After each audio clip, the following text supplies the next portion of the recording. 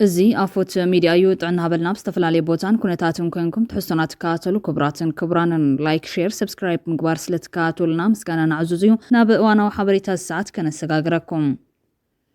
ሃርቫርድ ዩኒቨርሲቲ ኣብ መትከልን ዓላማን ተደሪኾም ከም መለስ ዜናዊ ዝወሰኑ ተምሃሮ ከፍሪ ይግባእ ክብሉ ኣብ ስነ ስርዓት ምረቓ ዩኒቨርሲቲ ሃርቫርድ ዝተረኸቡ ዶክተር አብርሃም በርጌስ ገሊፆም። ኣብ አዲስ አበባ ዩኒቨርሲቲ ክፍሊ ትምህርቲ ሕክምና መምሃር ትመለስ ዝነበሩ አብርሃም በርጌስ ተጋዳላይ መለስ ዜናዊ ቀዳማይ ሚኒስትር ኮይኑ እንተዘራርብዎ ኩሉ ሻብ ዝውስነ ውሳነን ዕላማን ራእይን ስዋኣት ብፆተይ መሰረት ገይረ እየ ዝውስን ከም ዝበሎም ገሊፆም። ውሳነን ግዜን ወሰንቲ ጉዳያት እዮም። ሓደ ጸሓፊ ኣዎንታን ኣሉታን ኣብ ምውሳን ብዘለዎ መትከል ይውሰን። እቲ ዝውስነ ውሳነ ድማ ኣብ ትሕቲ ፀቕጢ ኮይኖም ዝውስንዎ ውሳነ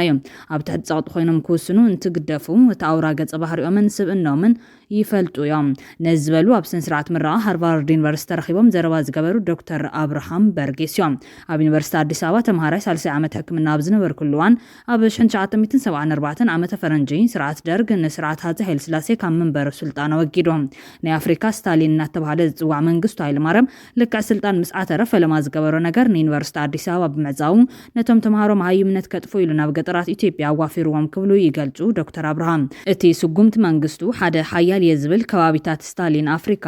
ዙርያ ሚኒስተር ይርከብዎም ኢሉን ዝሓሰቦም ከባቢታት ንምጥቃዕ ዝወሰደ ስጉምቲ ዘመላኽት ነፀብራቕ ዝብሉ ዶክተር አብርሃም በርጌስ እዚ ምስኮነ ድማ ማራፂ ስለዘይነበረንን ኢትዮጵያ ገዲፈ ክወፅእ ተገዲደ ኢሎም። ሽዑ ነቲ ስታሊን አፍሪካ እናተባሃለ ዝፍለጥ ክገጥሞን ሜዳ ዝወረደ በሊሕ ተምሃራይ ዓርከይ ነይሩ። እዚ ተምሃራይ ድሓር ድማ ተጋዳላይ መለስ ዜናዊ ይበሃል። መለስ ዜናዊ መራሕቲ ን17 ዓመታት ደባይ ተዋጋይ ኮይኑ ንስርዓት ደርግ ዘወገደ ውድብ መራሒ ኮይኑ እዮም። መለስ ን3 ዙር ተመሪፁ ቀዳማይ ሚኒስትር ኢትዮጵያ ኮይኑ አገልጊሎም። ፕሬዚደንት ክሊንተን ብዛዕባ መለስ እንትዛረቡ መግለፂ ሓድሽ ወለዶ መሪሕነት አፍሪካ ኢሎም ነይሮም።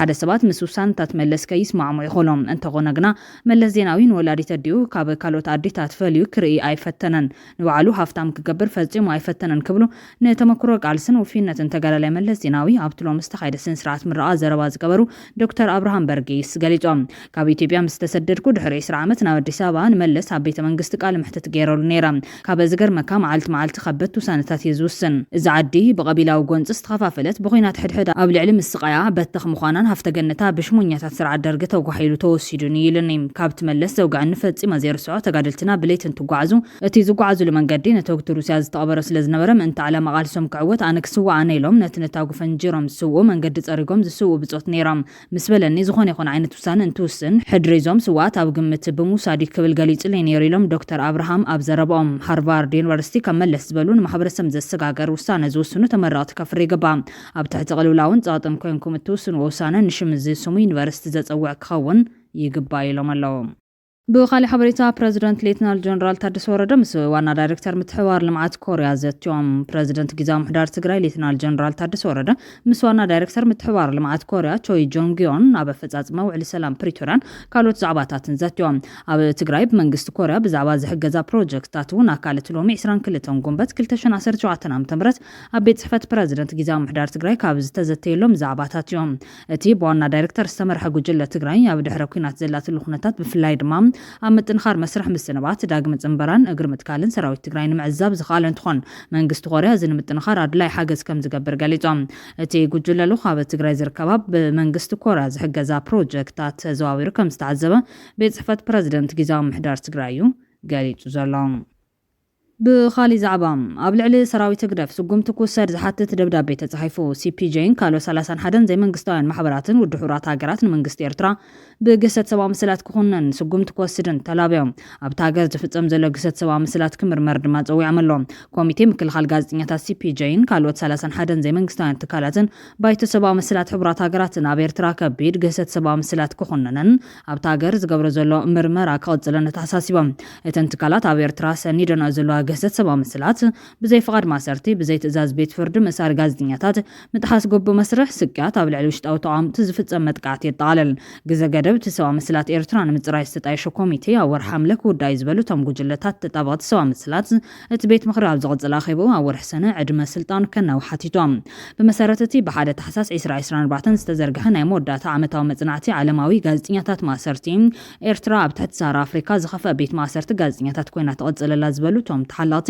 16 ጋዜጠኛታት ብዘይ ክስ ይኹን ፍርዲ ተኣሲሮም ኣለዉ ክብሉ ኮኒኖም ካብዚኣቶም እቶም 13 ካብ 2000 ወይ 2001 ነቋፅራ ፈረንጂ ኣብ ቀይዲ ከም ዝኣተው የረድኦም ኣብ 2024 ንኹነታት ሰብኣዊ ምስላት ኤርትራ ንምግምጋም ነታ ኮሚቴ ክመርሕ ዝተመዘዘ መሐመድ ዓብደል ሰላም ባቢ ከይር ኣብታ ሃገር ብዛዕባ ዝፍጸም ኢደወነናዊ ማሰርትን ጉዱድ ምጥፋእን ስክፍቱ ብምግላጽ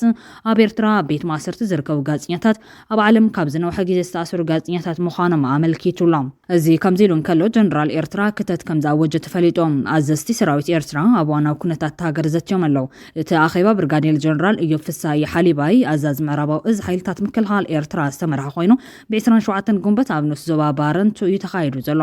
ኣብቲ ኣኼባ ኣዘዝቲ ሰራዊት ሓለፍቲ ሚኒስትርታት ሰበስልጣን ህግደፍን ወከልቲ ሃገራውያን ማሕበራትን ኣብ ትሕቲ ጥርናፈና ዕድቅና ብዝብል ቴማ እዮም ተኣኼባ ኣካይዶሞ ዘሎ ብርጋዴር ጀነራል እዮብ ህዝቢ ኤርትራ ብመሪሕነት ህዝባዊ ግንባር ብዓወት ወፂኡ ብዝተሓላለኸን ኣድካምን መድረኻት ዝሓልፍ ውሽጣውን ግዳማውን ተፃወታት ብምፍሻል ናጽነቱን ሃገራዊ ሉዓላውነቱን ኣረጋጊጹሎ ክብል ተሰሚዖም ሃገራዊ ልምዓትን ድሕነትን ብመኸተ ጥራሕ ክረጋገጽ ከም ዝኽእል ብምጉላህ ኩሉ ዝምልከቶ ናብ መንእሰይ ወለዶ ንምስግጋር ሓያል ጻዕሪ ከካየደ ጻውዒቱ ኣቅሪቦም ኤርትራዊ መንነት ምሕያል ንፍሉያት ትካላት ጥራሕ ክግደፍ ከም ዘይብሉ ብምግንዛብ ብርጋዴር ጀነራል እዮብ መንእሰያት ንጹር ዕላማታት ስነ ምግባር ስራሕ ከምኡውን ክዕጠቑን ሃገራዊ መደባት ልምዓት ኣብ ምትግባር ቅድመ ግደ ክጻወቱ ኣተሓሳሲቦም ተሳተፍቲ ኣገዳስነት እቲ ሰሚናር ብምጉላህ ንኣባላት ሓይልታት ምክልኻልን መንእሰያትን ተመሳሳሊ መድረኻት ክውደብ ጸዊዕሎም ኣብ ቀረባ ደገፍቲ ህወሓትን መንግስቲ ኤርትራን ከም ዝኾኑ ዝንገረሎም ገለ ጸለውቲ ማሕበራዊ ሚድያ ጽምዶ ብዝብል ምሕዝነት ንምፍጣር ዝገብርዎ ዘሎ ምንቅስቓስ ብዙሕ ከዘራርብ ምጽንሑ ይፍለጥ እዮም እቲ ተበግሶታት ኣብ መንጎ መንግስታት ኣስመራን ኣዲስ ኣበባን ምትፍናን ኣብ ዝዓመቐሉ ይካየድ ምህላው ድማ ዝያዳ ቃልቦ ስሒቡ ይርከብ ካብ ዝሓለፈ ሰሙን ጀሚሩ ገለ ካብቶም ደገፍቲ ተሓድሽ ምንቅስቓስ ሰራዊት ኤርትራ ሒዝዎ ካብ ዝጸንሐ ገለ ከባቢታት ትግራይ ከም ዘንሰሓበን ዶባት ከም ዝተኸፈተን ኣብ ማሕበራዊ ሚድያ ክገልጹ ቐንዮም ኣብቶም ሰራዊት ኤርትራ ለቒቑ ይወፅእ ኣሎ ዝበሃል ከባቢታት ኣብ ባይታ ዘሎ ኩነታት ንምርግጋጽ ገለ ምንጭታት ኣብ ከባቢ ዛላንበሳ ራማ ሸራሮን ከባቢታት ባድመን ሓይልታት ምክልኻል ኤርትራ ካብቲ ሒዞም ዝጸንሑ ከባቢታት ትግራይ ከም ዘይወፁ የመልክቶም ድሕሪ ኩናት ትግራይ ሰራዊት ኤርትራ ዝተፈላለዩ ከባቢታት ዞባ ምብራቕ ትግራይን ገለ ከባቢታት ሰሜን ምዕራብን ተቆጻጺሮም ከም ዝርከቡ ሰመዘ ትግራይ ክኻሱ ጸኒሖም እዮም ነዚ ክስታት ዝነጽግ መንግስቲ ኤርትራ ሰራዊቱ ኣብ ላዕላዊ ግዛቱ ከም ዝርከብ እዩ ደጋጊሙ ዝገልጽ ዘሎ ካብ ዝሓለፈ ሰሙን ጀሚሩ መስመር ዛላንበሳ ሓዊሱ ገለ ከባቢታት ደቡብ ከም ዝተኸፈቱ እውን ብሰፊሑ ክዝረብ ቀኒሎ ካብ ከባቢ ዛላንበሳ ሓደ ርእይቱ ዝሃበ በዓል ስልጣን ተኸባቢ ሰራዊት ኤርትራን ዝሓለፉ ዓመታት ኣብ ዓዲግራት ናብ ዛላንበሳ ብዘቱ መስመር እንዳቐሽዑ ቅቡ ወይ ድማ ዓዲ በዓል ሰዋብ ዝበሃል ከባቢ ዘርጊሑ ወፀንሐ መፈተሽ ኺላም ኣብ ዝሓለፈ 10 ግንቦት 2017 ዓ.ም ከም ዘለዓሎ ተሓቢሩሎም ብኻሊእ ሓበሬታ ፎት ሚድያ ሰመዝ ኢራን ዘስካሕክሕ ናይ ቅትለት ተግባራት የካይዱ ከም ዘለዉ ተሓቢሮም ኣብተን ቀዳሞት 25 መዓልትታት ጉንበት 2025 ጥራሕ ብውሕዱ 113 ሰባት ከም ዝተቐተሉ ጸብጻብ ሂዩማን ራይትስ ዎች ገሊጾም ማሕበረሰብ ዓለም ሰበስልጣን ኢራን ኩሉ ቅትለት ደው ከብሉ ብህፁፅ ጸቕጢ ክገብረን እንኮላይ ናይ ሓያሉ ኣብ ሓደጋ ዝርከቡ ፖለቲካዊ ስራት ክፍትሑ ኣተሓሳሲቦም ብመሰረት ኣብ ኦስሎ ዝመደብሩ ዘይመንግስታዊ ትካል ሂዩማን ራይትስ ዎች ክሳብ 27 ጉንበት ሰበስልጣን ኢራን ኣብ 2025 ነቋፅራ ፈረንጂ 478 ሰባት ቀቲሎም ክብል ገሊጾም እቲ ትካል ኣብ ቀዳሞት 4 ወርሕ ናይ 2025 ምስ ተመሳሳሊ እዋን ናይ 2024 ክነጻጸር እንከሎ ብ75 ሚታ ወሰኽ ቅትለት ከም ዝረኣየ ጸብጺቦም እዚ ቅትለት ዝምባለን ተቐጺሉ ልዕሊ 1,000 ሰባት ብሄር ሓዊሱ ውሑዳት ፖለቲካዊ ተቃውምትን ምስ ዕፀ ፋርስ ዝተኣሰር ገበናት ዝተኸሰሱ ውልቀ ሰባትን ቅድሚ መወዳእታ ዓመት ክቕተሉ ይኽእሉ እዮም ክብል ተንቢሆም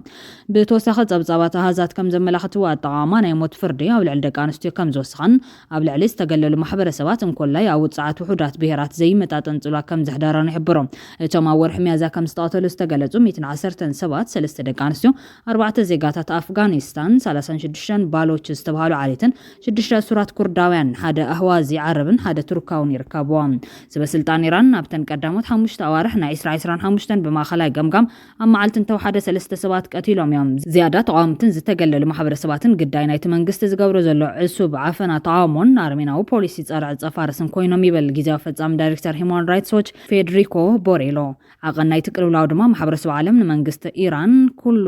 ቅትለት ብቁልጡፍ ደው ከብሎን ናይ ሞት ፍርዲ ምቁራጽ ክትከለን ጻዕጢ ክገብር ህጹጽ ከም ዘድሊ ዘጉሉ እዮም ሰበስልጣን ኢራን ኣባላት ንስድስት ተቓልዑ ውሑዳት ብሄራት ፖለቲካዊ ተቃውምትን ደቂ ኣንስትዮን ዕላማ ብምግባር ነቲ ናይ ሞት ፍርዲ ኣብ ህዝቢ ፍርሒ ንምስፋንን ተቃውምቲ ንምሕናቕን ከም መሳርሒ ይጥቀምሉ ኣለዉ ክብል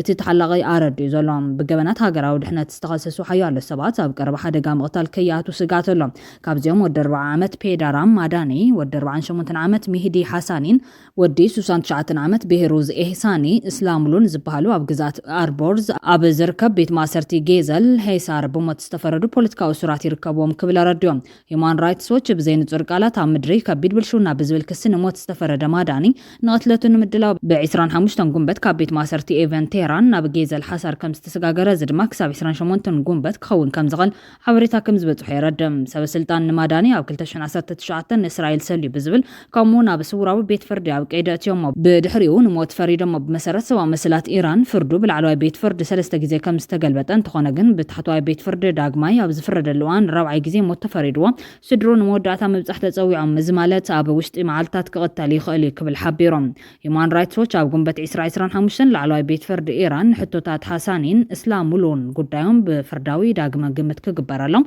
ንሳልሳይ ግዜ ከም ዝነጸጎን ነዚ ድማ ኣፈጻጽሞም ኣብ ዝኾነ እዋን ክትግበር ከም ዘይኽእል ስጋት ከም ዘለዓለን ሓበሬታ ረኺቦም እዞም ሰባት ካብ መስከረም 2024 ጀሚሮም ጨንፈር 26 ሰውራዊ ቤት ፍርዲ ቴሄራን ብዘይ ንጹር ቃላትን ብሰፊሑ ዝተገለጸን ክስታት ንሞት ፈሪድዎም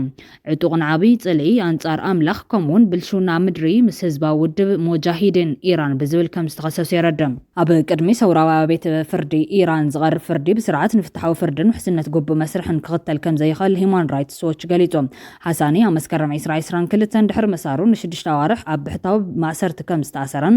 ስቅያትን ካልኦት ሕማቅ ኣተሓዛን ከም ዝበጽሖን ሓበሬታ ዘለዎ ምንጪ ንሂማን ራይትስ ዎች ንሱን የሰላሙሉን ንሓያል ደቂቓ ጥራሕ ዝወሰደ መስርሕ ፍርዲ ድሕሪ ምጽናሕ እዩ ተፈሪድዎም ብውሕዱ ካልኦት ክልተ ሰባት ኣብ ወርሒ ጉንበት ብፖለቲካዊ ክሲ ንሞት ተፈሪድዎም ብዓሰርተ ጉንበት ኣብ ኢራን ዝርከብ ማሕበር ምክልኻል ፖለቲካዊ ሱራት ኣዘርባይጃን ኣብ ታብሪዝ ኣውራጃ ምብራቕ ኣዘርባይጃን ዝርከብ ጨንፈር 3 ስውራዊ ቤት ፍርዲ ንወዲ 22 ዓመት ኣዘርባይጃናዊ ተምሃራይ ዩኒቨርሲቲ ታብሪህ ኤህሳን ፋርዲ ብዘይ ንጹር ቃላት ኣብ ምድሪ ብልሹና ብዝብል ክሲ ንሞት ከም ዝፈረደ ጸብጺቦም ሕዚ ጉዳዩ ብላዕለዋይ ቤት ፍርዲ ክግምገም ይጽበሎ ሰመዚ ንፋርዲ ብ18 ሰነ 2024 ኣብ ትሕቲ ቀይዲ ብምእታው ናብ ማእኸላይ ቤት ፍርዲ ታብሪዝ ኣሰጋጊሮም እዮም ክብራትን ክብራንን ቤተሰብ ኣፎት ሚድያ ነሰዓት እዚ ዝዋረድናዮም እዋናዊ ዛዕባታትን ሓበሬታታትን ኣብዚ ከምቢትና ኣለና ንሰናይ ምክትታልኩም ነመስግን ላይክ ሼር ሰብስክራይብ ምግባር ቤተሰብ ኣፎት ሚድያ ኾኑ ሰናይ ግዜ ንምና